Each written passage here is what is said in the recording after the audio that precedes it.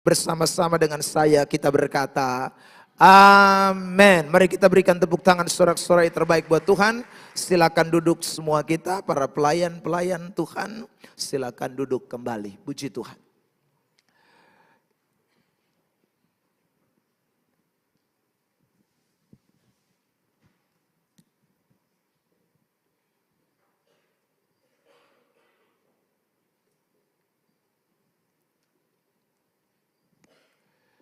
Shalom. Puji Tuhan, Bapak Ibu, Saudara yang terkasih di dalam Tuhan Yesus Kristus. Kita bersyukur karena atas izin dan kehendak Tuhan kita semua boleh kembali jumpa. Saya juga diberi kepercayaan oleh Bapak Gembala di tempat ini untuk berdiri kembali untuk berbicara firman Tuhan pada kesempatan sore hari ini. Saudara yang terkasih di dalam Tuhan Yesus Kristus, tema yang sedang menjadi sorotan atau yang sedang dibahas di gereja ini sudah beberapa kali pertemuan, saudara, yaitu Jesus is coming soon, no more delays. Adalah tema yang sedang dibicarakan dalam minggu Advent ini, dan ini merupakan minggu yang ketiga dalam minggu Advent. Dan kita semua tahu persis bahwa kalau berbicara soal Advent atau Adventus, maka itu berkaitan erat dengan peristiwa penantian kedatangan Tuhan Yesus. Nah, saudara yang terkasih di dalam Tuhan, kalau kita berbicara Adventus dalam kaitannya pada masa sekarang ini, maka tidak hanya berbicara soal saat di mana kita menantikan perayaan Natal yang akan kita rayakan semua secara universal atau secara menyeluruh pada tanggal 25 Desember itu, tetapi juga bicara soal Adventus atau bicara soal menanti kedatangan Tuhan, itu berkaitan erat dengan kedatangan Tuhan yang kedua kali atau kedatangan Tuhan yang kedua kali atau second time, waktu yang akan datang di mana Kristus akan datang bukan sebagai bayi, bukan sebagai seorang anak lagi, tetapi dia akan lahir, dia akan datang sebagai raja ya, dan juga hakim yang akan memerintah dan yang akan mengadili dunia ini.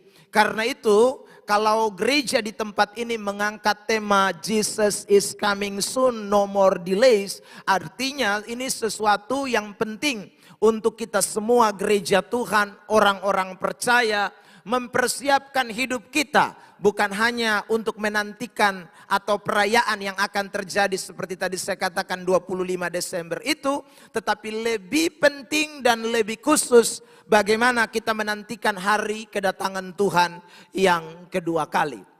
Nah, saudara yang terkasih di dalam Tuhan Yesus Kristus, ada banyak ayat yang berbicara seputaran tentang kedatangan Tuhan ini, atau berbicara tentang hari Tuhan, hari di mana Kristus akan datang sebagai raja di atas segala raja yang akan memerintah. Dan saudara yang terkasih dalam Tuhan, kalau menjurus kepada hari kedatangan Tuhan yang kedua kali itu, maka gereja Tuhan atau orang-orang percaya diminta untuk memiliki kesiapan. Tentu ini berbicara soal kesiapan secara rohani. Dan berulang-ulang kali Alkitab memberikan pernyataan-pernyataan eksplisit tentang hal itu. Agar kita tidak terlena, agar kita tidak terbuai, agar kita tidak santai-santai menjelang memang hari Tuhan yang tidak lama lagi. Karena itu saudara yang terkasih, dari tema ini Jesus is coming soon, no more delays, saya mau menyoroti secara khusus kalimat yang terakhir yang bicara tentang tidak ada penundaan. Ya, ini akan menjadi sorotan atau menjadi topik yang akan kita soroti berkaitan erat dengan kedatangan Tuhan yang kedua kali. Tampilkan ayat Ibrani pasal 10 ayat yang ke-37 lebih dulu. Ibrani pasal yang ke-10 ayat yang ke-37.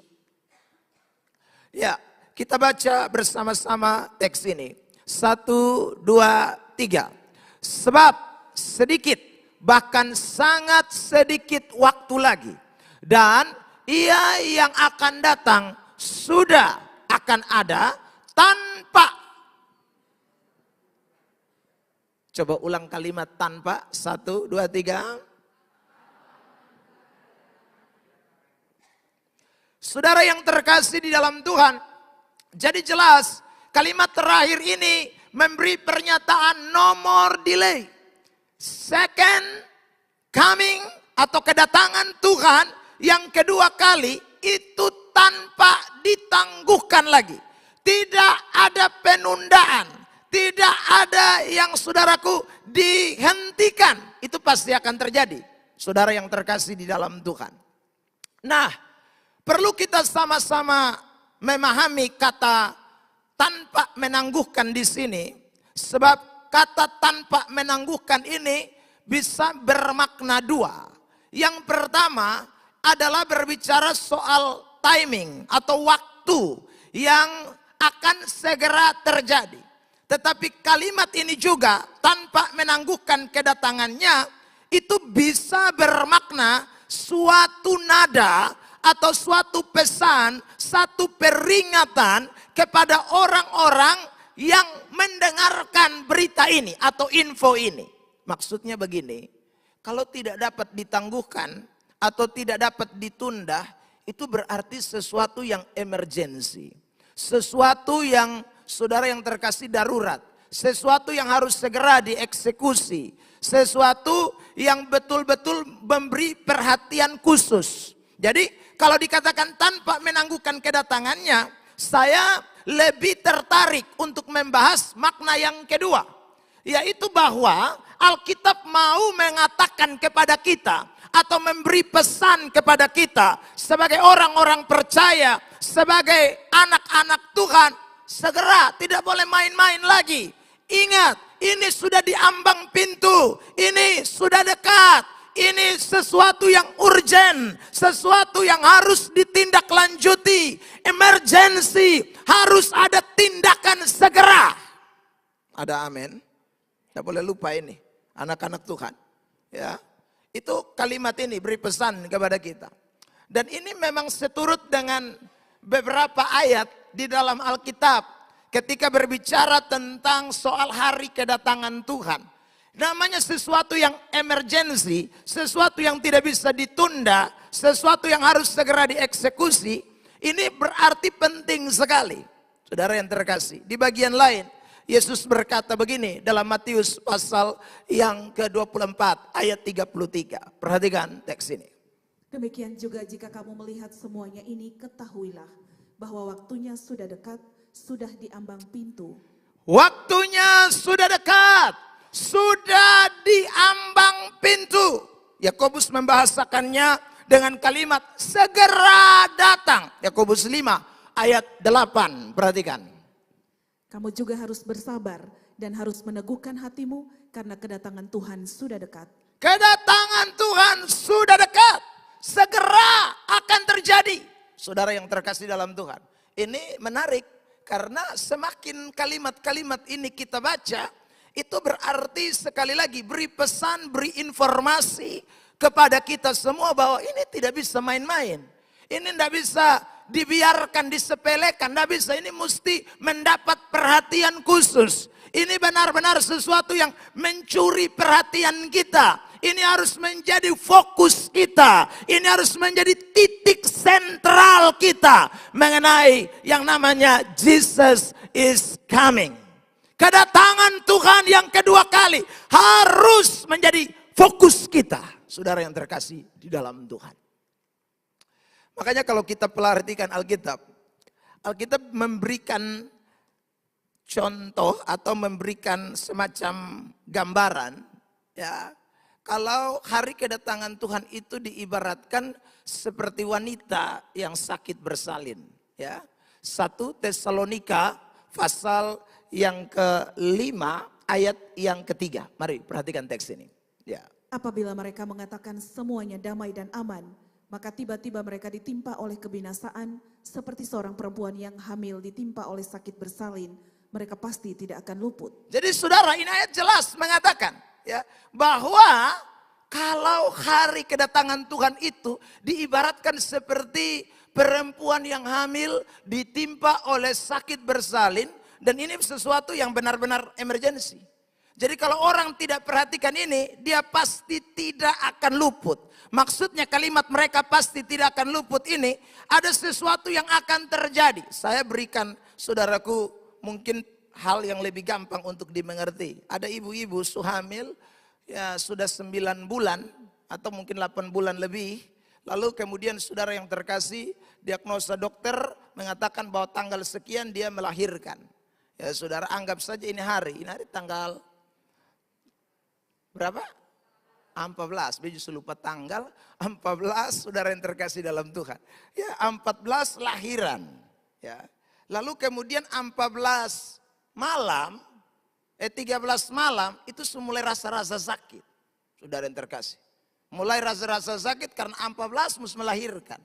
Lalu saudara yang terkasih karena mulai rasa-rasa sakit, akhirnya ibu ini mulai gelisah, enggak bisa bobo, enggak bisa tidur ya. Saudara jalan kiri, jalan kanan ya. Lalu kemudian saudara berkembang terus ya. Tambah larut malam, sakitnya tambah ya saudara. Sakitnya meningkat, sakitnya terus saudara yang terkasih dalam Tuhan. Tak tibalah pagi. Waktu pagi saudara yang terkasih, lalu suaminya bilang begini, "Mak, memang ini hari betompung anak lahir. Tapi kan dari tadi malam mak susah sakit toh. Jadi sebentar ini botong pi jalan-jalan di ya mall, habis itu botong pasir di mall, habis botong pilih di Lasiana sana, duduk-duduk di pantai, ya kira-kira subukaan terakhir baru botong dopi rumah sakit." Saudara yang terkasih dalam Tuhan, kalau terjadinya semacam ini, maka ya kemungkinan dia akan lahir di mall. Atau kemungkinan dia akan lahir di Lasiana. Tahu ini hari H, saudara. Dan itu pasti tidak akan menyenangkan. Dan belum ada terjadi begitu. Ya saudara, orang mau lahiran, dia mesti pergi jalan-jalan dulu di mall. Atau dia jalan-jalan di tempat rekreasi. Tidak ada. Begitu mau lahiran ini hari, saudara yang terkasih dalam Tuhan, apalagi sakit-sakit dari malam. Odoh, itu pasti tindakan segera akan diambil. Ya, apalagi kita bapak-bapak kan siaga 1. Ya saudara yang terkasih dalam Tuhan, itu bukan hanya ibu-ibu yang siaga 1. Kita laki-laki ini juga siaga 1. Saya anak 3, saudara yang terkasih dalam Tuhan. Waktu anak pertama, bukan hanya istri yang gelisah, saya juga gelisah. Padahal saya tidak rasa sakit bersalin. Tapi saya juga ikut gelisah. Anak kedua, ketiga so agak lebih pengalaman kan, saudara. Mana pertama beta stres, mai tua jalan kiri, mai tua jalan beta juga sama. Ikut dari belakang, sebentar. Pokoknya botong doba ikut terus. Ya, semuanya ada dalam kondisi yang benar-benar perlu perhatian segera. Sehingga saudara yang terkasih dalam Tuhan, saya tidak tunggu-tunggu. Bahkan anak itu masih lahir 1 hari kemudian. Saya langsung bawa istri saya malam itu juga. Saudara yang terkasih dalam Tuhan menuju ke bidan. Ya di Jalan Nangka sana. Saudara yang terkasih. Bawa pergi sana langsung.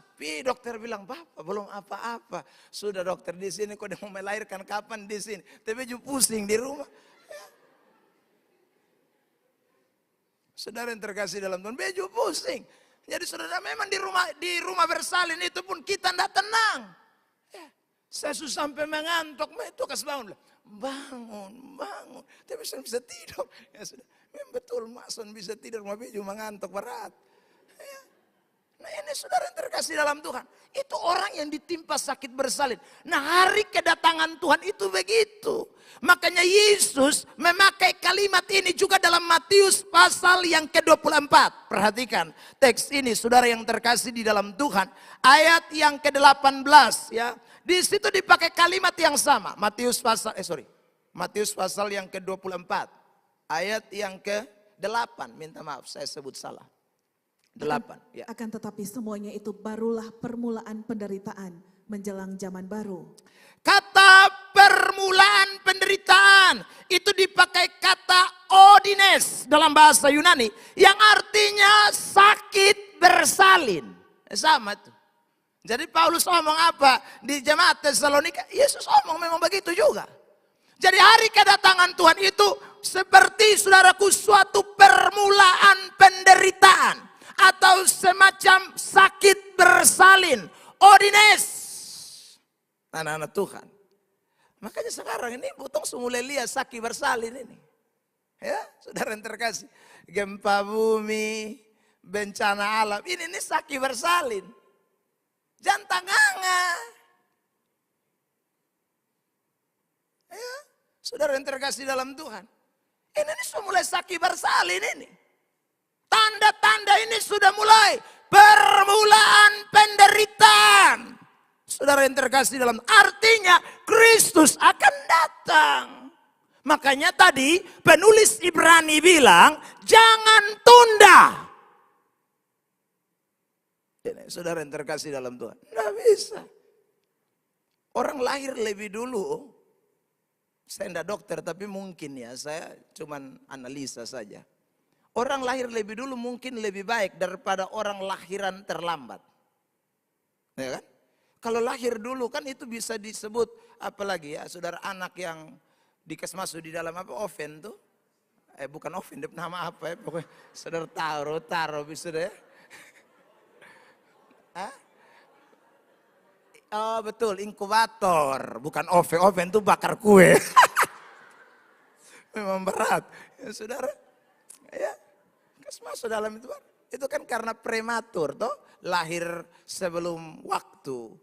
Ya saudara yang terkasih dalam. Tapi coba ada ibu-ibu hamil susaki bersalin begitu lama, lalu kita bilang tahan sampai anak bakumis di dalam 5 tahun mati. Soalnya mungkin. Itu saudara tidak bisa.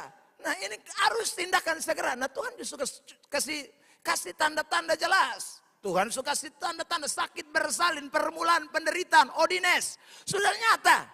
Lalu betong sebagai orang-orang Kristen, kita pikir, oh nyantai terus, tidak siap sedia, tidak saudara yang terkasih dalam Tuhan memperhatikan kerohanian kita. Kita main rayakan Natal terus setiap tahun, kita pikir, Tuhan masih lama, Tuhan belum datang. Padahal sakit bersalin sumulai. Anak-anak Tuhan, kalau yang tadi saya katakan lahirnya lambat, saudara yang terkasih dalam Tuhan, resikonya ibunya mati atau anaknya mati kan?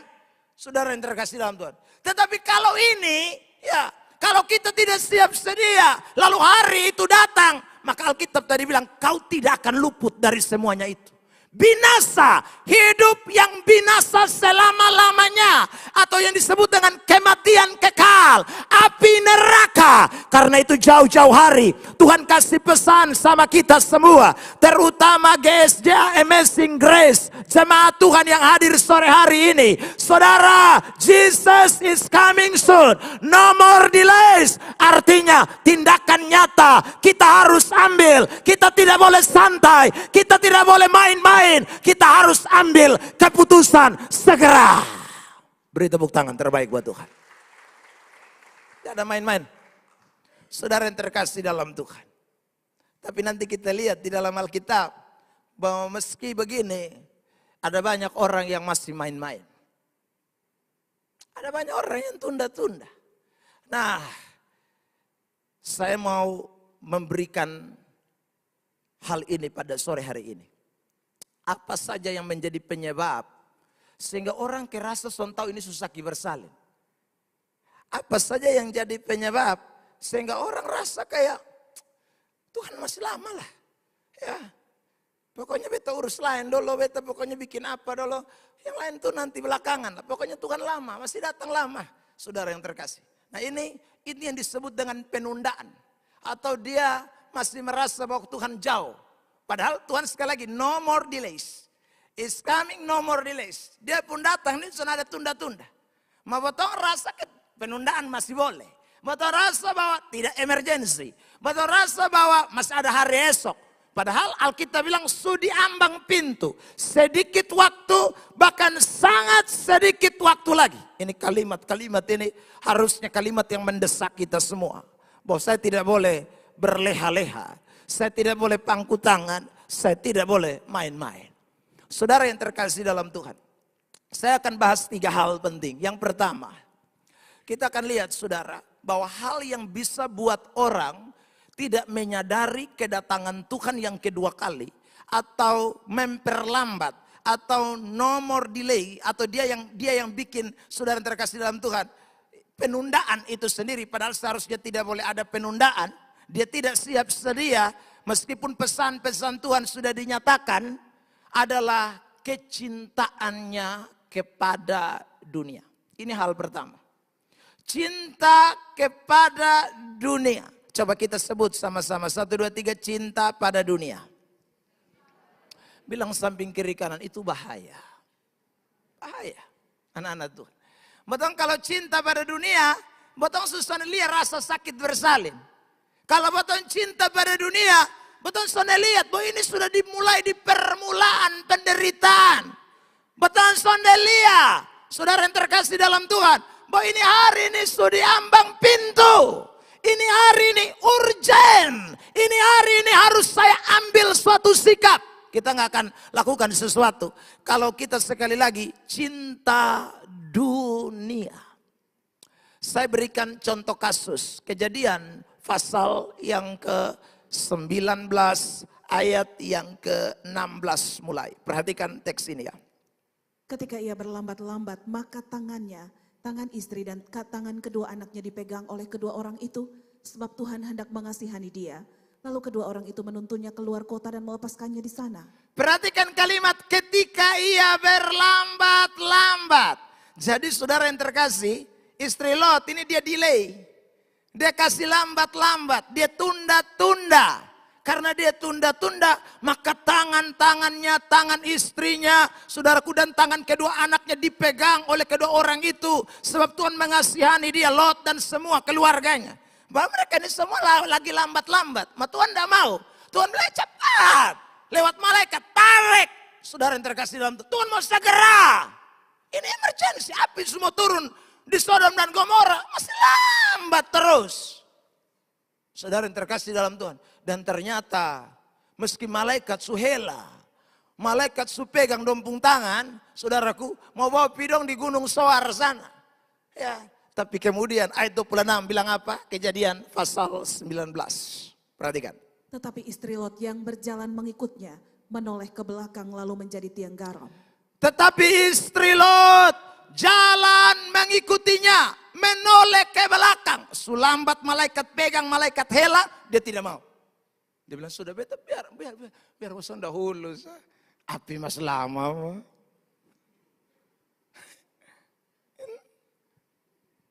Mamboi satu bilang api mas lama. Dia main santai di belakang. Api semua turun nih. Malaikat suhela. Anak-anak Tuhan. Tapi main jalan nyantai.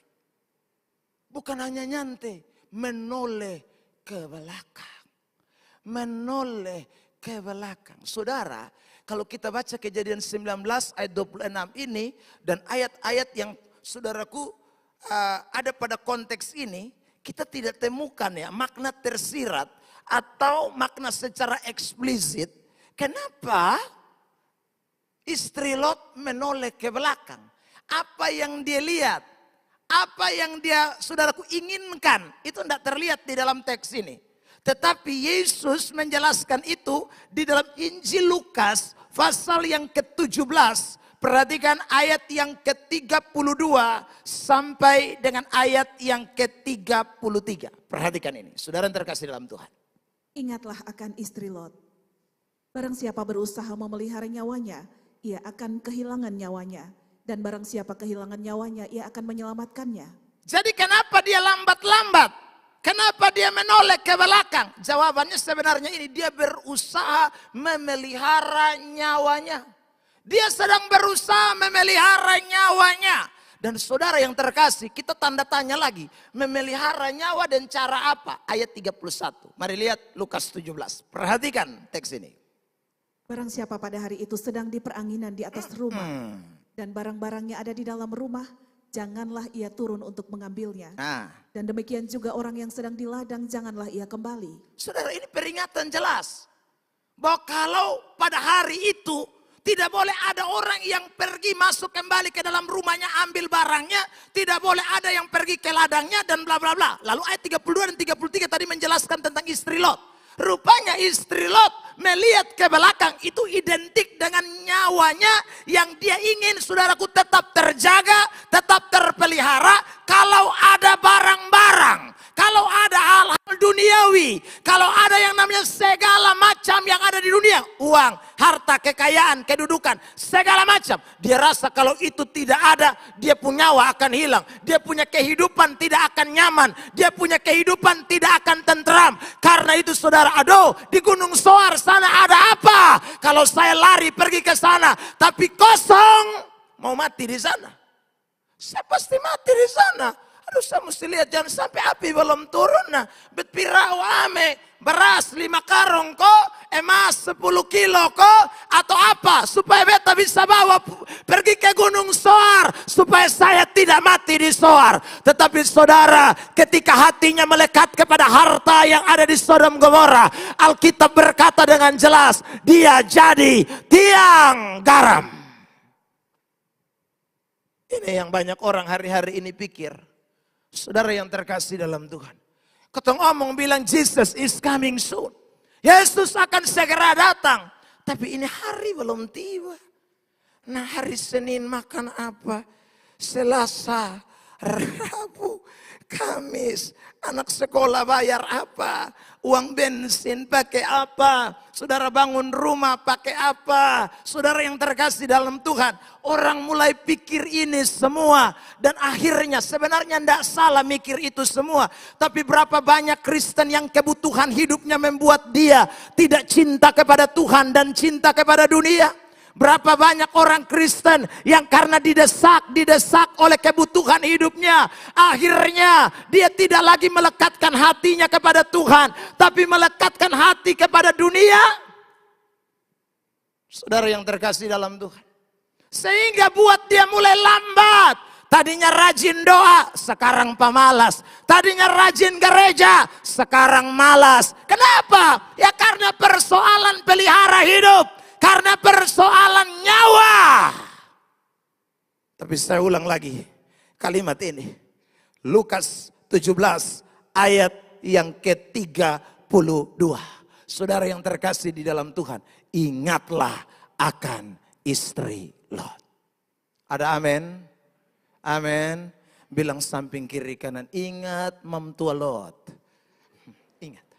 Ya saudara yang terkasih dalam Tuhan. Jadi kalau saudara, Tuhan kasih izin kita masih hidup di dunia ini. Saya ingin sampaikan ini kebenaran. Bukan kita tidak boleh memikirkan soal hal-hal yang bersifat pemenuhan kebutuhan kita.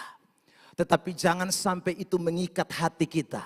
Sehingga cinta kita kepada Allah menjadi pudar. Jangan itu membuat saudara dan saya sampai lupa bergerak lebih cepat. Bergerak lebih kuat, bergerak lebih saudaraku naik. Karena sekali lagi kita hanya main pikir sana terus, pikir sana terus. Yesus bilang begini, ingat baik-baik ini. Matius 16 ayat 26, ayat sangat terkenal. Perhatikan pembacaan ini, saudaraku. Apa gunanya seorang memperoleh seluruh dunia, tetapi kehilangan nyawanya? Dan apakah yang dapat diberikannya sebagai ganti nyawanya? Apa gunanya? Ya saudara. Semua potong ada, tapi kehilangan nyawa. Apa yang bisa kita jadikan itu untuk menggantikan nyawa kita? Ini bicara soal hidup saudara yang terkasih dalam Tuhan. Karena itu betapa pentingnya. Ada kesempatan diberkati ini. Saya ingin pesan ini kepada kita semua. Yang bikin kita lambat, yang bikin kita merasa bahwa ini tanda bersalin masih jauh. Itu adalah kecintaan kita kepada dunia. Semakin kita mencintai dunia, cinta kepada Allah akan tergerus. Cinta kepada Allah akan surut. Cinta kepada Allah akan semakin hilang. 1 Yohanes 2 ayat 18 dan 19. Perhatikan teks ini. Anak-anakku, waktu ini adalah waktu yang terakhir. Dan seperti yang telah kamu dengar, seorang antikristus akan datang. Sekarang telah bangkit banyak antikristus. Itulah tandanya bahwa waktu ini benar-benar adalah waktu yang terakhir. Saudara lihat ya, ini waktu terakhir. Dan akan banyak muncul antikristus. Antikristus, saudara yang terkasih dalam Tuhan. Ya, akan banyak anti berarti tidak suka dengan Kristus. Tidak senang dengan Kristus. Siapa mereka? Mundur di ayat 15, 16. Perhatikan ayat ini, saudaraku. Janganlah kamu mengasihi dunia dan apa yang ada di dalamnya. Ya. Jikalau orang mengasihi dunia, maka kasih akan Bapa tidak ada di dalam orang itu. Jangan. Makanya kalau orang cinta dunia, dia pun kasih kepada Tuhan tidak bisa, tidak mungkin ada. Maka tadi saya sudah bilang, tadi rajin sekarang jadi malas. Tadinya semangat untuk Tuhan sekarang jadi kendor. Tadinya luar biasa api-api untuk Tuhan. Air-air ini mulai air-air. Saudara yang terkasih dalam Tuhan. Dulunya waduh semangat. Orang bilang semangat ampa 5. Tidak ada saudaraku yang bisa menghalangi hujan, angin, badai sekalipun. Sekali Tuhan dia tetap Tuhan. Tapi ketika cinta terhadap dunia mulai ada. Kasih kepada Bapa akan hilang. Dan lama-lama orang itu adalah anti-Kristus. Dia akan anti. Saudara yang terkasih dalam Tuhan. Kalau betul ajak, doa. Sudahlah, jangan terlalu banyak berdoa lah. Nah, ini langsung mulai anti. Mari kita baca Alkitab. Sudahlah, terus baca Alkitab lah. Ada mulai anti kan? Jadi anti-Kristus tahu saya enam. Itu terlalu jauh. Nanti itu masih. Itu memang betul ada. Tapi ini anti-Kristus ini. Orang akan mulai mentuhankan dirinya. Makanya 6 itu kan angka manusia. Orang sudah tidak lagi bersandar kepada Tuhan. Orang tidak lagi bersandar kepada Allah. Orang tidak lagi menaruh harap kepada Allah. Cinta mulai tergerus. Karena sekali lagi kasih kepada dunia akan hilang. Ayat 16 lanjut. Saudara yang terkasih dalam Tuhan. Sebab semua yang ada di dalam dunia, yaitu keinginan daging dan keinginan mata, serta keangkuhan hidup, bukanlah berasal dari Bapa, melainkan dari dunia. Bukan berasal dari Bapa. Itu jelas, itu datang dari dunia. Keinginan mata, keangkuhan hidup, ya saudara, keinginan daging. Waduh, itu muncul dari dunia ini. Dan dunia memang tawarkan itu terus. Tiap hari dunia tawarkan kita dengan itu. Ayo, mari di sini. Supaya kamu tambah hari pikir daging, pikir mata, pikir hidup, keangkuhan. Pikir itu saja. Supaya dunia semakin tawar itu, dia tahu setan pun cara kerja begini. Supaya kita pun cinta kepada Tuhan mulai hilang. Nah kalau cinta kita mulai hilang kepada Tuhan, kita sudah tidak lihat lagi. Hari bersalin, hari penderitaan yang sudah ada di depan mata, Yesus akan segera datang kembali. Kita tidak lihat kita punya kerohanian.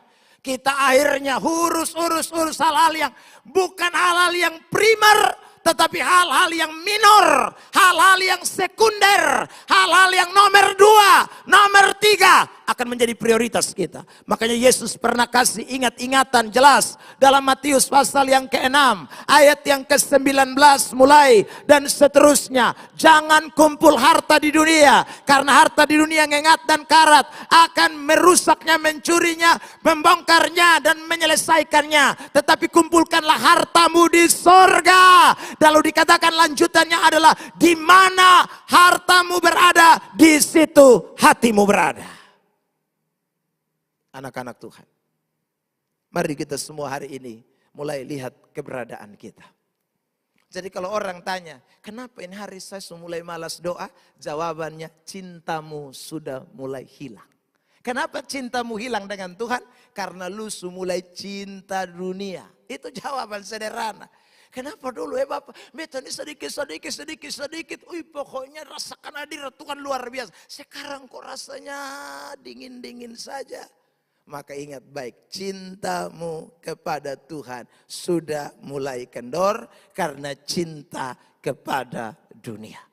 Tidak ada yang bisa, saudara yang terkasih dalam Tuhan, membuat cinta kita kepada Tuhan ini kendor. Kalau kita benar-benar sungguh-sungguh menempatkan Tuhan sebagai yang pertama, utama, di atas segala-galanya. Lihat ayat 33 dari Matius pasal yang ke-6. Perhatikan teks itu, ayat terkenal ini, saudaraku. Tetapi carilah dahulu kerajaan Allah dan kebenarannya, maka semuanya itu akan ditambahkan kepadamu. Jadi kalau kita tempatkan Tuhan di atas segala-galanya, saudara percaya, bagi Tuhan tidak ada yang mustahil. Percayalah, semakin kita mengasihi Tuhan, Tuhan tidak pernah meninggalkan kita. Karena itu jangan buat cinta saudara kepada Tuhan kendor hanya karena harta-harta dunia. Jangan karena kebutuhan-kebutuhan. Jangan karena apapun yang ada di dunia. Keinginan mata, keinginan daging, keangkuhan hidup. Semuanya tidak berasal dari Bapa. Lekatkan dirimu hanya kepada Kristus saja sebagai Tuhan dan Juru Selamat kita. Beri tepuk tangan terbaik buat Tuhan Yesus Kristus. Amin. Saudara yang terkasih dalam Tuhan. Ini tidak boleh kita lupa nih. Dan saya selalu berdoa, Tuhan beri saya cinta itu. Cinta kepada Tuhan. Saudara, dan jangan bikin cinta ini hilang. Saudara yang terkasih dalam Tuhan. Apa yang dapat memisahkanku dari kasih-Mu Tuhan sahabatku. Amin. Ya saudara yang terkasih dalam Tuhan.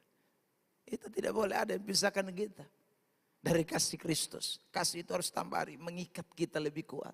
Tambah hari harus mengikat kita tambah lebih baik lagi. Lagu yang kita suka nyanyi sekarang.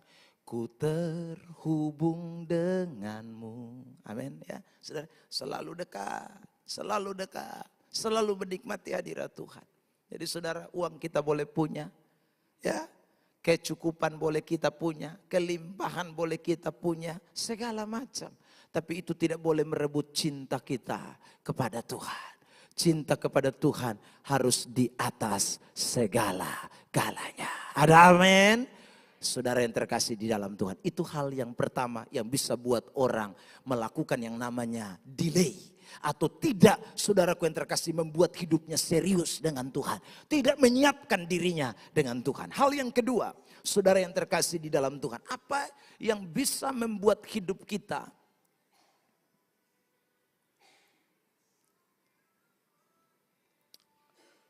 bisa dimatikan?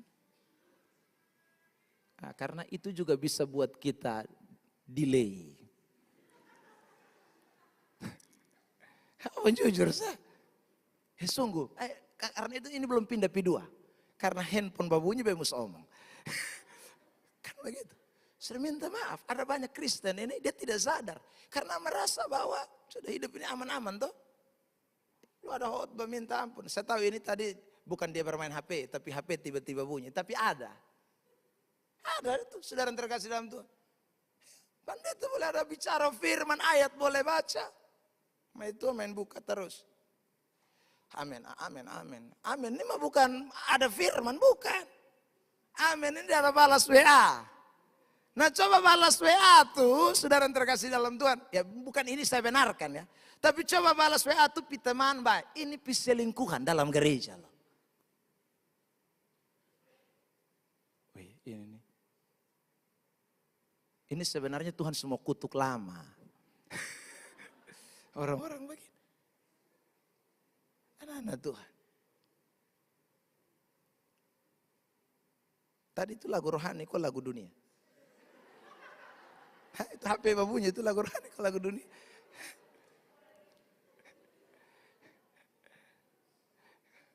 Karena ada orang datang bilang sama saya, Bapak saya ini heran, sapu HP ini main rusak terus. Saya bilang kayaknya lupa HP itu lagu dunia full. Makanya HP rusak terus. Ya kok Bapak tahu? Oh, kok memang dia tahu lupa HP memang HP duniawi apa lu? Ya HP sesudah dunia. Nah, ini orang lebih duniawi le. Hati-hati saudara yang terkasih dalam Tuhan. Cinta kepada dunia itu bisa bikin potong sone fokus dan Tuhan Allah. Ya? Ada banyak orang waktu pegang HP sudah lebih banyak daripada waktu pegang Alkitab. Sungguh, dia ngomong. Kalau kau bilang, baca Alkitab, aduh sekarang nih kotong sibuk. Mau baca WA, tidak sibuk. Nah status Facebook, sana sibuk. Saudara yang terkasih dalam Tuhan. Ada banyak orang kalau kotong bilang, mari kau kotong doa, ibadah. Aduh beta ini sekarang atur jadwal ke setengah mati.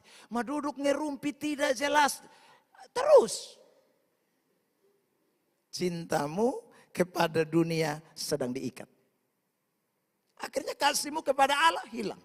Jadi itu ayat 1 Yohanes 2 ayat 15 sampai 18. Nanti saudara baca 16, 17 tadi kita belum baca toh. 17 kita belum baca, kita langsung 18 dan 15, 16 toh. Saudara yang terkasih dalam Tuhan. Nah, coba di ayat 17 tampilkan itu ayat. Akhirnya kita pindah lagi. Nah lihat 1, 2, 3.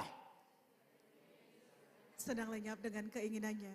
Tetapi orang yang melakukan kehendak Allah tetap hidup selama-lamanya. Saudara lihat itu. Jadi dunia ini akan lenyap dengan keinginan.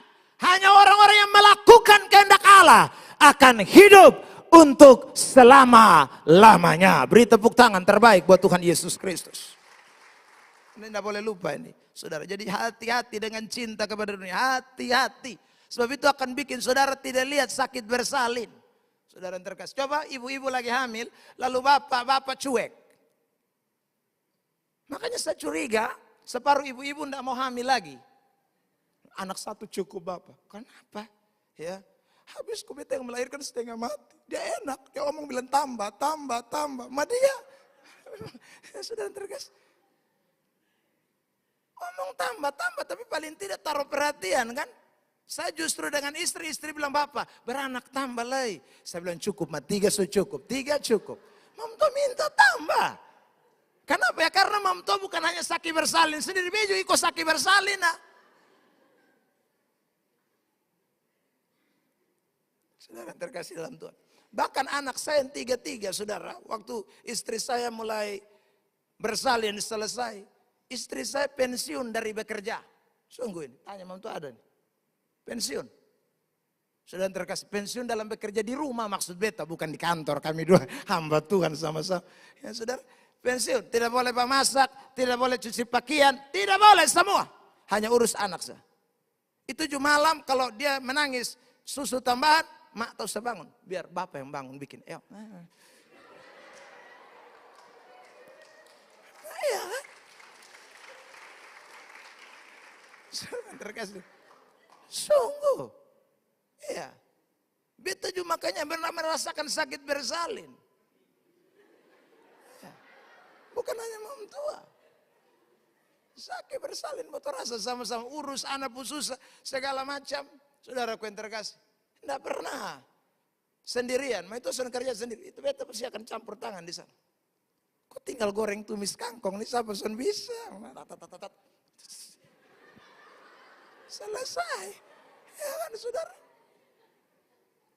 Ya. Anak-anak Tuhan. Ya karena itu kan penting. Saudara yang terkasih. Nah sakit bersalin nih. Sekali lagi ini berkaitan dengan hari kedatangan Tuhan. Jadi banyak orang Kristen sama kayak begitu. Waduh. Tidak lihat hari kedatangan Tuhan. Sibuk terus segala macam. Aduh hati-hati. Jangan. Saudara yang terkasih dalam Tuhan. Sudah tahu Tuhan mau datang. Nah ikut terlibat sudah. Ya. Yang belum pelayanan. Mari ke pelayanan. Ya, yang belum baca Alkitab pulang, nah mulai buka Kejadian pasal 1 ayat 1, pada mulanya adalah firman, firman itu, ya toh, saudaraku, ya toh, pada mulanya Allah menciptakan langit dan bumi, ya, Kejadian 1 ayat 1, mulai baca sudah, saudara yang terkasih. Yang belum berdoa, tidak tahu doa apa-apa, mulai baca, hafal doa Bapa kami yang di sorga dikuduskanlah, mulai sudah, amin, ya. Sebab ada banyak yang pikir aja masih tahu doa, sungguh, beta temukan banyak kok. Ya, saudara yang terkasih dalam Tuhan. Banyak yang tidak bisa berdoa. Saya pernah ketemu pejabat yang bilang begini, Pak Pendeta, kalau omong dengan manusia, los kas beta. Makal dan di atas, jangan.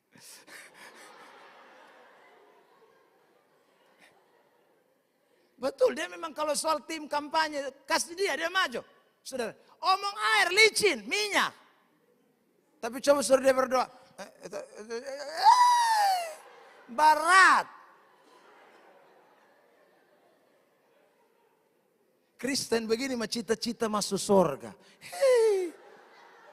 Itu ketinggian cita-cita. Amin. Aduh saudara terkasih. Mulai sudahlah. Ini susah bersalin ini. Anak Tuhan. Ya.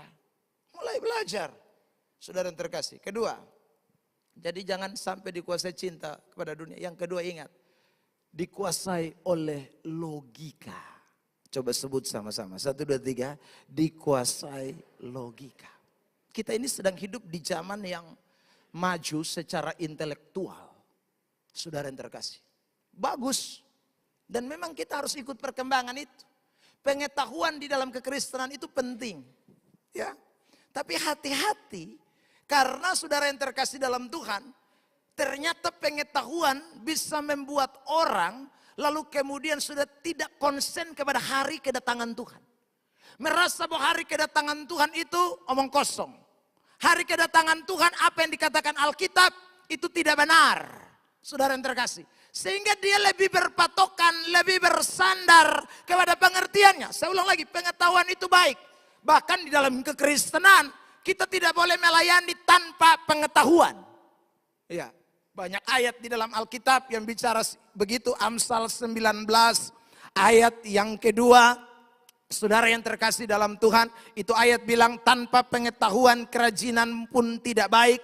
Orang yang tergesa-gesa akan salah langkah. Roma pasal 10 ayat yang ke-1, 2, dan 3 itu berbicara tentang tidak boleh mengabaikan yang namanya saudaraku pengetahuan. Langsung ayat 3, perhatikan ayat 3. Saudara dikatakan begini. Sebab oleh karena mereka tidak mengenal kebenaran Ya. Allah dan oleh karena mereka berusaha untuk mendirikan kebenaran mereka sendiri, maka mereka tidak takluk kepada kebenaran Allah. Ayat yang kedua coba. Sebab aku dapat memberi kesaksian tentang mereka, bahwa mereka sungguh-sungguh giat untuk Allah, tetapi tanpa pengertian yang benar. Nah itu saudara. Jadi pengertian yang benar itu penting. Jangan hanya semangat. Jadi pengetahuan bukan tidak baik. Pengetahuan baik. Saudara yang terkasih. Tetapi ingat, pengetahuan itu ada di bawah firman. Kebenaran, logika kita, intelektual kita, pengetahuan kita, kepintaran kita itu tidak boleh di atas firman Allah. Tidak boleh. Saudara yang terkasih dalam Tuhan. Pengetahuan kita itu membantu kita, pengertian itu membantu kita untuk memahami lebih jauh tentang kebenaran dan meyakini dengan iman bahwa firman Allah tanpa salah. Ada amin? Itu harus penting itu anak-anak Tuhan. Sebab kalau tidak betul pikir, waduh firman dibawa kebenaran jadilah seperti ini nih. 2 Petrus 3 ayat yang ketiga sampai ayat 5. Perhatikan. Yang terutama harus kamu ketahui ialah bahwa pada hari-hari zaman akhir akan tampil pengejek-pengejek dengan ejekan-ejekannya, yaitu orang-orang yang hidup menuruti hawa nafsunya. Ayat 4.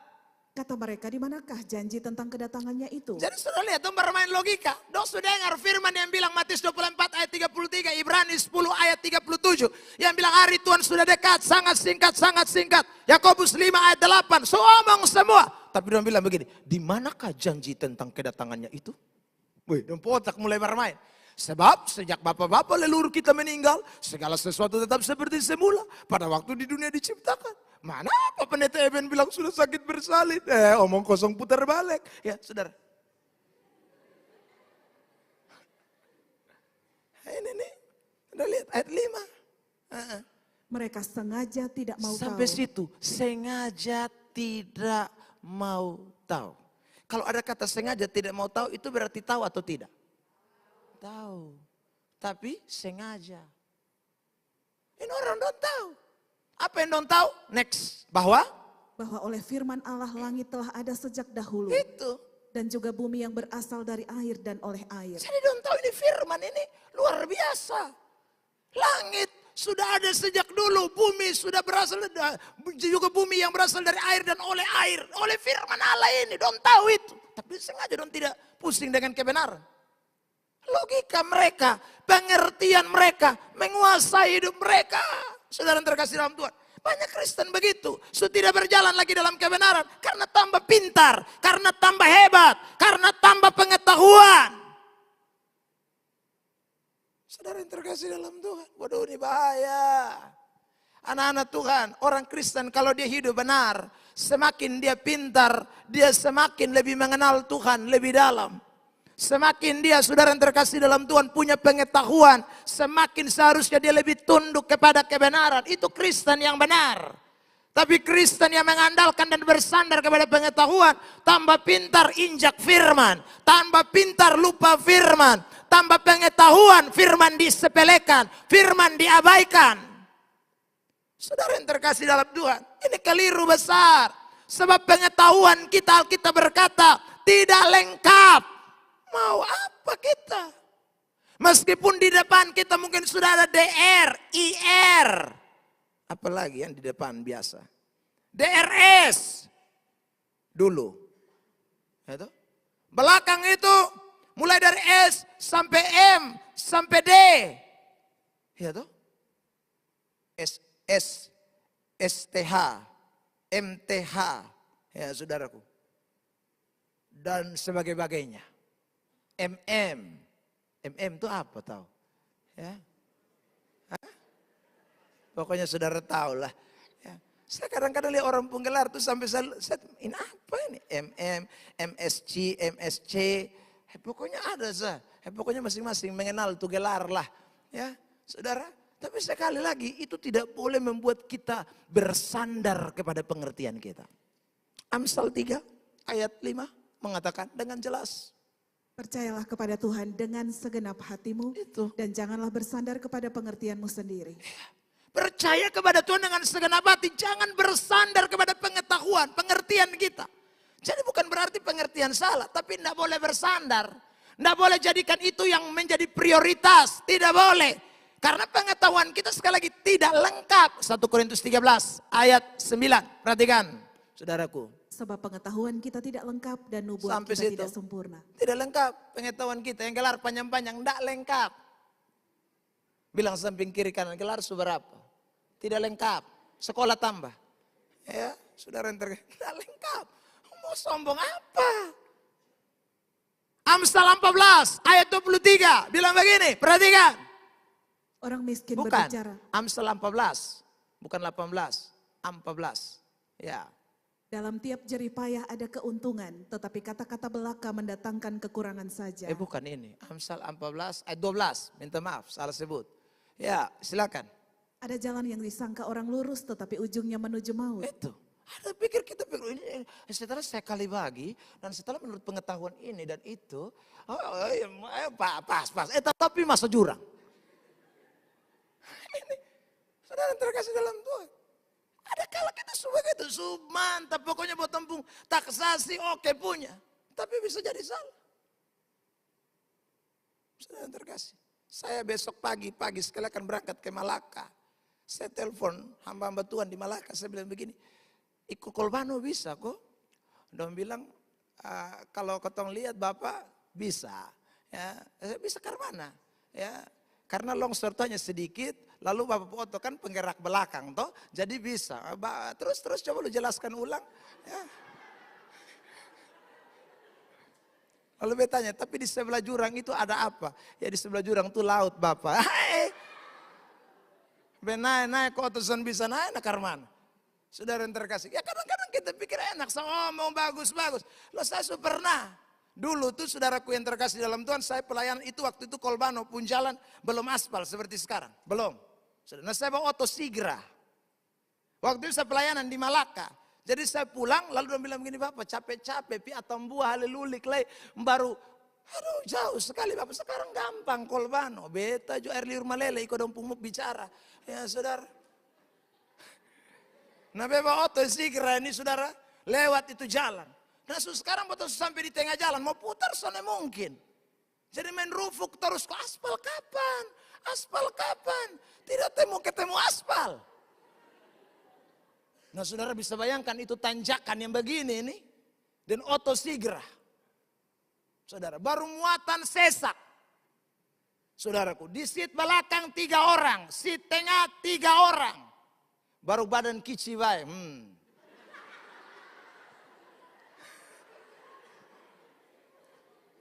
Amanah Tuhan. Akhirnya ini oto main begini. Naik sana bisa. Beta Arya turun. Saudara. Naik Arya turun. Dan ini turun di laut. Saudara jadi beta waktu itu trauma sekali. Sungguh. Saudara yang terkasih. Untungnya rem tangan masih berfungsi dengan baik. Sehingga saudaraku saya bisa mengendalikan. Beberapa kali. Dan akhirnya saya suruh mereka semua turun. Dan saudaraku tolak ini oto. Dong napas satu-satu. Semua termasuk bepu istri Juiko. Ya. Tolak. Ya, karena kadang-kadang kita pikir apa yang kita pikir ini betul. Nah beta mau telepon marah dong. Sinyal tidak ada. Apa coba? Saudara yang terkasih dalam Tuhan. Ini betul mati bodoh di sini. Jadi saudaraku, yang tadinya kita pikir jadi cepat sampai Kupang, bukan jadi cepat, lambat. Orang mangkali sudah tidur bangun, botol masih di tengah jalan, kau botol dorong oto nah. Tanjakan begini baru belok, begini letter S. Saudara yang terkasih, maka pengalaman itu membuat saya sekarang berhati-hati dan dompung omong itu. Ya saudara. Apalagi, minta maaf bukan bicara suku, tapi kalau kita pun timur, aduh. Bapak gampang, lu putar barat.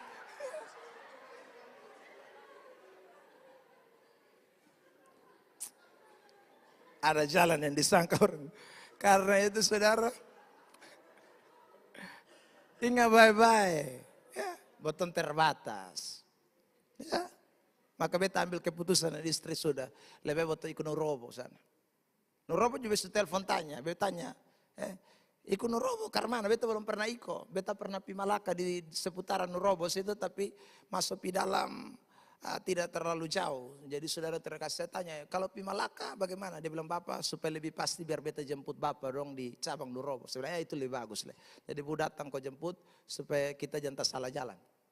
Saudaraku, sebab kalau kita sangka-sangka bahkan Google Map itu bahaya. Minta maaf. Ada live mau omong.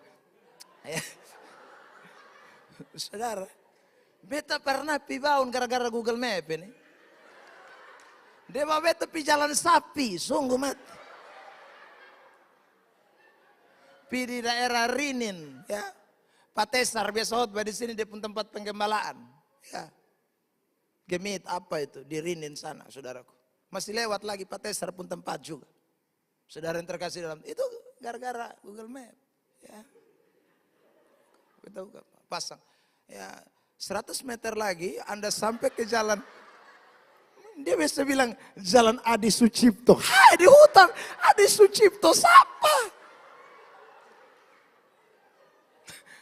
Dia bilang di istri, coba baca ini jalan-jalan Adi Sucipto. Bapak bilang, istri saya bilang, Bapak coba ini hutan belantaran Adi Sucipto Darman.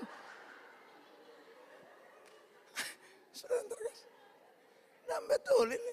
Sampai bepo oto pung apa, dia pung saringan udara terlepas buang. Sudah terlepas, lah kan beta rufuk ini otot, toh saudara. Jadi terlepas buang besok tahu. Masuk jatuh, masuk di mesin-mesin panas. Noe buang semua. Untungnya tidak otot, tidak terbakar. Itu gara-gara ada jalan yang disangka orang lurus. Ujungnya menuju sial. Anak-anak Tuhan. Itu bahaya. Makanya saudara yang terkasih dalam Tuhan, kita jangan pakai, kita logika. Maksudnya dalam hal tertentu kita harus benar-benar bersandar kepada Tuhan. Memang ada juga yang semua tanya Tuhan juga, itu juga salah. Tuhan juga kasih kita hikmat, kebijaksanaan, firman. Firman ini jadi patokannya. Ya. So ada orang yang sekali lagi bilang semua firman, akhirnya apa-apa, memang betul dia tanya Tuhan semua. Tapi akhirnya disusun percaya dengan saudaraku pengetahuan, itu juga berat. Itu berat. Nah memang ada dua kelompok begini, kekristenan ini bahaya. Saya temukan ini saudara yang terkasih, apa-apa tanya Tuhan, apa-apa tanya Tuhan. Ya saudara, susun pakai hikmat lah. Saya pernah ketemu orang datang di rumah lalu bilang, ini yang cari jodoh dong. Datang lalu bilang, ini Pak Pendeta, saya ini ada di persimpangan jalan. Kenapa persimpangan jalan? Soalnya ada dua laki-laki ya suka dan beta. Oh begitu, puji Tuhan. Ya. Kami bilang puji Tuhan. Lalu kenapa? Bapak beta sekarang mau bingung, mau putuskan yang mana. Saya bilang, kalau cinta mana? Ya kalau omong cinta Bapak itu relatif. Ya, tergantung. Saya bilang relatif lah. Jadi beta mau ke Tuhan yang nyatakan mana yang betul-betul kehendak Tuhan. Oh begitu ya, puji Tuhan kalau begitu. Ya, saya tanya, yang satu pekerjaannya apa? Dia bilang yang satu TNI. Oh, lagi kerja di mana? TNI di mana? Lalu dia bilang lagi tugas di perbatasan Timor Leste. Oh baik. Yang satu pegawai negeri. Ada di mana? Ada di Labuan Bajo. Baik, puji Tuhan. Wah dua-dua ini luar biasa nih. Ya kan satu TNI, satu PNS. Dia bilang itu sudah Bapak, makanya baju bingung ini. Saudara yang terkasih dalam Tuhan. Bilang, Bapak sebelum Bapak lanjut beta omong, saya terasa sedikit, oh apa? Besok berdoa di beberapa hamba Tuhan. Tapi dong bikin beta tambah bingung. Oh kenapa? Ya, BP satu dong bilang begini, oh ini baret yang kelihatan. Jadi itu pasti yang TNI kan baret. Nah, saudara yang terkasih dalam Tuhan. Tapi karena omong baret yang kelihatan, tapi dia hati ragu. Kenapa? Karena begitu selesai omong barat keluar, saudaraku langsung yang di Labuan Bajo telepon. Begitu baru keluar doa langsung Labuan Bajo telepon. Adek di mana? Dia juga langsung hati, ini ke mana yang Labuan Bajo kok? Yang baret. Tuhan bilang baret. Saudara yang terkasih dalam Tuhan, dia tidak puas. Dia pergi lagi ke satu orang, saudaraku yang dianggap pendoa. Ditanya lagi, saudara. Begitu doa tuh, ini kayak seragam coklat tuh. Hei, seragam coklat. Kan PNS, seragam coklat kan? Krem-krem tuh. Jadi ini karena baret, seragam coklat. Dia juga bingung. Saudara yang terkasih. Maka tadi dia bilang, dia di persimpangan jalan. Akhirnya saudaraku, jadi Bapak beta datang, ini beta mau kepastian.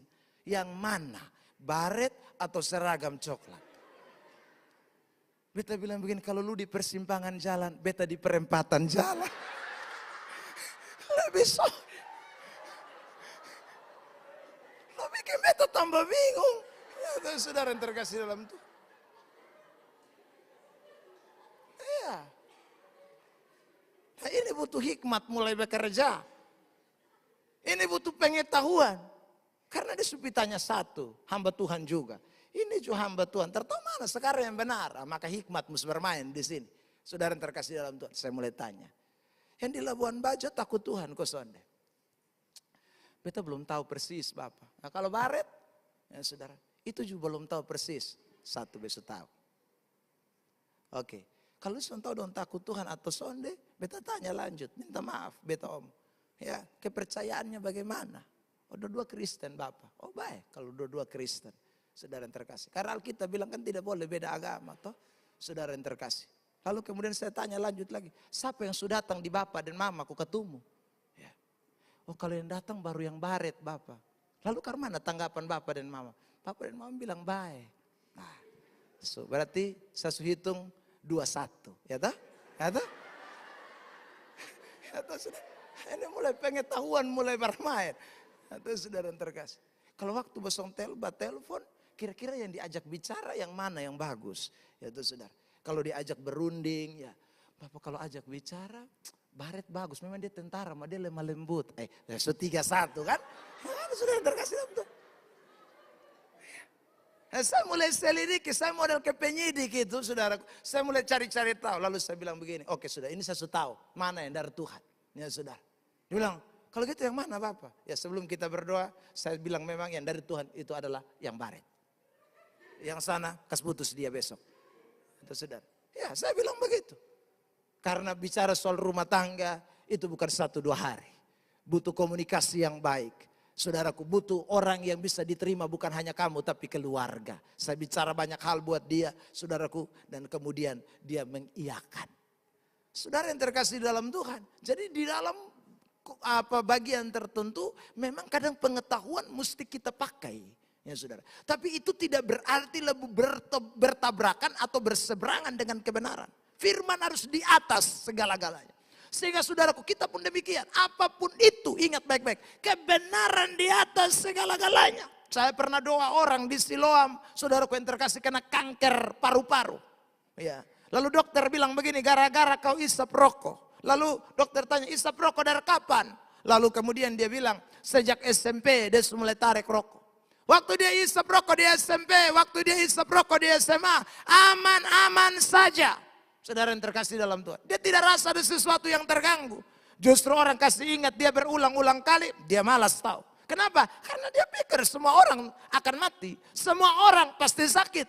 Saudaraku dia belum mengalami sesuatu yang namanya sakit. Di umur 61. Saudara dia pensiun dulu. Baru kanker paru-paru karena dia. Anak-anak Tuhan. Ingat baik-baik. Kita belajar untuk tunduk kepada kebenaran. Apapun yang firman katakan. Belajarlah tunduk. Karena firman tidak pernah salah. Yohanes 17 ayat 17 berkata, firman itu adalah kebenaran. Kuduskanlah kami semua di dalam firman yang adalah kebenaran. Beri tepuk tangan terbaik buat Tuhan Yesus Kristus. Ini hal yang kita tidak boleh lupakan. Yang terakhir, yang ketiga. Saudara yang terkasih dalam Tuhan. Ketika kita berbicara soal penundaan. Singkat saudaraku yang terkasih. Betapa pentingnya kita menyadari bahwa zona nyaman itu tidak boleh membuat kita terlena. Ya, yang terakhir saya mau beri tekanan ini ya. Satu, ingat baik-baik saudaraku, kita tidak boleh cinta dunia. Dua, logika kita tidak boleh lebih berperan aktif dibanding firman Allah. Yang ketiga, kita tidak boleh rasa terlalu nyaman di zona nyaman kita. Karena terkadang zona nyaman itu membuat kita tidak mau beranjak lebih jauh lagi. Tidak mau beranjak keluar, tidak mau bergerak untuk melakukan sesuatu. Terkadang itu bisa terjadi dalam hidup kita. Saudara yang terkasih dalam Tuhan. Makanya ada ayat-ayat peringatan kepada kita. Efesus 15 ayat yang ke-16, ayat 14 lebih dulu. Lalu kemudian ayat 16. Perhatikan teks ini. Dan Roh Kudus itu adalah jaminan. Efesus 5. Efesus 5. Ya silakan 14 lalu 16. Itulah sebabnya dikatakan, bangunlah hai kamu yang tidur. Dan bangkitlah dari antara orang mati dan Kristus akan bercahaya atas kamu. Bangun dari tidur. Memang tidur tuh enak. Tidur tuh nyaman. Saudara yang terkasih dalam Tuhan. Tapi bangun. Kenapa kita harus bangun? Ini hari sudah dekat. Tuhan semua datang. Jangan terlalu santai. Seperti 5 gadis bodoh. Rasa nyaman sekali. Saudara yang terkasih dalam Tuhan. Hari Tuhan sudah dekat. Ayat 16. Perhatikan ini. Dan pergunakanlah waktu yang ada karena hari-hari ini adalah jahat. Saudara, ini hari-hari jahat. Hari-hari ini tidak menyenangkan. Ingat itu baik-baik. Tadi saya sudah bilang ini tanda-tanda. Jadi jangan heran. Kalau kita sudah dengar berita di Kupang ini hari-hari ini tingkat kejahatan tambah tinggi. Ya memang itu tanda-tanda sakit bersalin itu mulai kelihatan. Saudara yang terkasih dalam Tuhan. Jangan heran kalau nilai atau kualitas orang kena HIV, AIDS, orang mulai seks sembarangan, anak SMP, anak SMA, segala macam. Maka memang ini hari Alkitab sudah bilang hari jahat. Nah. Maka orang Kristen mesti sadar, mesti bangun dari tidur, jangan lihat aman-aman sah. Anak-anak Tuhan, iya, ini kita mesti semakin tahu. Roma 13 ayat 11, perhatikan ayat ini. Roma 13 ayat 11, perhatikan. Ya. Hal ini harus kamu lakukan karena kamu mengetahui keadaan waktu sekarang, yaitu bahwa saatnya telah tiba bagi kamu untuk bangun dari tidur. Ya. Sebab sekarang keselamatan sudah lebih dekat bagi kita daripada waktu kita menjadi percaya. Yesus tambah dekat. Lalu kita mesti nyaman terus di zona nyaman kita. Jangan. Segera bangun. Time is running out. Waktu kita hampir selesai. Segera sadar. Segera bangkit. Segera benahi diri. Bangkitkan hidup saudara dan saya. Karena zona nyaman bisa buat kita terus terlena, tertidur. Tetapi kalau kita sadar ini waktu-waktu yang terakhir. Time is running out. Waktu sudah dekat. Jesus is coming soon. So no more delay. Tidak ada penundaan lagi. Ini kedatangannya sudah di ambang pintu. Segera bangun dari tidur. Untuk membenahi diri saudara dan saya. Waktu hari Tuhan sangkakala Allah berbunyi. Kita semua boleh menyongsong dia di awan-awan yang permai. Beri tepuk tangan terbaik buat Tuhan Yesus Kristus. Kiranya 3 pesan firman Allah ini menolong kita semua. Di momentum Adventus ini. Saudara yang terkasih dalam Tuhan. Ingat, yang pertama saya ingin beri penekanan ulang. Jangan cinta dunia. 2. Jangan buat logika berpikir pengetahuan kita menguasai sehingga firman Allah kita abaikan. Jangan. Dasar hidup kita tetap firman. Dia segalanya. Firman Allah pelita dan terang bagi jalan kita. Mazmur 119 ayat 105. Lalu yang ketiga, ingat baik-baik saudaraku. Jangan ada tidur terus dalam zona nyaman. Bangun segera. Lihat situasi lagi genting. Hari-hari ini adalah jahat. Bangkitkan hidup rohanimu untuk semakin lebih baik. Untuk kemuliaan bagi nama Tuhan. Sehingga kalau Tuhan datang kembali dia tidak dapati engkau sedang telanjang, tetapi engkau berpakaian pesta sehingga siap masuk ke dalam pesta perjamuan anak domba Allah. Tepuk tangan terbaik buat Tuhan Yesus Kristus. Mari pemain musik WL Singers maju ke depan. Kita mau syukuri firman Allah. Haleluya.